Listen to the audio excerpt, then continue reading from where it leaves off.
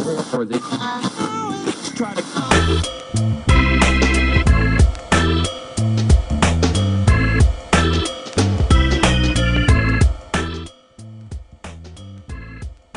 Welcome back to our third segment here with Shannon Vissman of Universal Smart Comp, Chairman and CEO. Shannon, we were talking, Brett finished up last time talking about growth and marketing. So give our viewers an idea of how do you market your business and get out there and find new customers? Sure. We have a number of different segments. Our largest right now are self-insured companies because every penny we save them on workers' compensation is a penny in their pocket versus somebody that's commercially insured. They have to deal with different things like experience loss ratios, and there's a bunch of different technical things. But self-insured, every penny we save them is a penny in their pocket. Penny saved is penny earned. Absolutely. And if you look at traditionally the type of injuries in workers' compensation, unless it's something catastrophic, the most expensive piece is typically physical therapy, occupational therapy, or chiropractic care for the fact that you go 2 to 3 times a week, usually for at least a month. And so the concept of Smart Comp was to manage that slice of the pie that is becoming part of the most expensive part of it. So if we can effectively manage it, get people better sooner, we're not an HMO, we don't stop care. But what we do is monitor it from the inception or from the intake or the referral to make sure the care is appropriate and appropriate progress is being made. And I think this is important because we talked a little bit about this off camera, sort of understanding the niche in which you, in essence, dominate.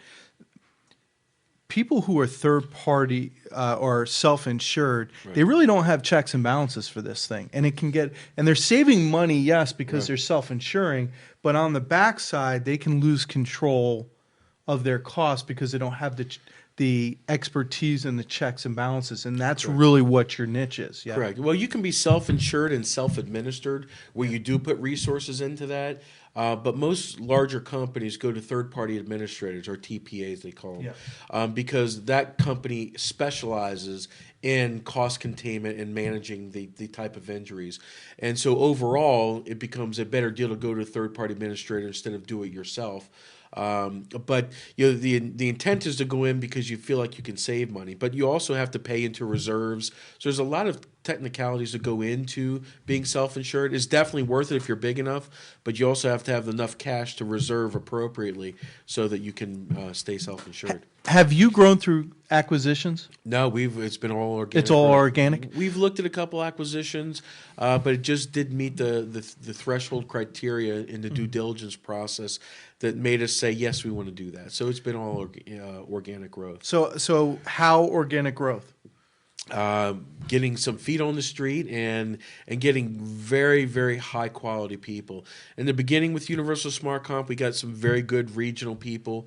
And as I said earlier, surrounding yourself with good people is really important. I mean, I got to think in your business, because there's not a ton of people doing it. And as you said, well, there are a lot, but there's 3 companies that dominate somewhere around 5% of it. Do you go after your competitors' best people? Because I got to think who Joe Blow's best salesperson in the Midwest is. Well, that's one of the valuable lessons I learned. You get what you pay for, and going after high quality people and paying a little bit more than maybe you want to pay to make sure that those quality people can then have the relationships and produce very effectively in an early time. So yes, going back to your question, one of the moves I made when the company began to go national was I got in discussions with a gentleman who was at a very large competitor who dominated the market at that time. They're really the only people in the market that handled it, and end up speaking with that gentleman. No non-competes? No non-competes with these folks? No non-competes. First question I asked. Shannon, when unbelievable. Shannon, we're talking about growth here, and from the card table, and Brad was reading the numbers earlier to about 06, you were doing well, and then it seemed like after that, you kind of skyrocketed. It ballooned up. What do you attribute that kind of jump to? Right.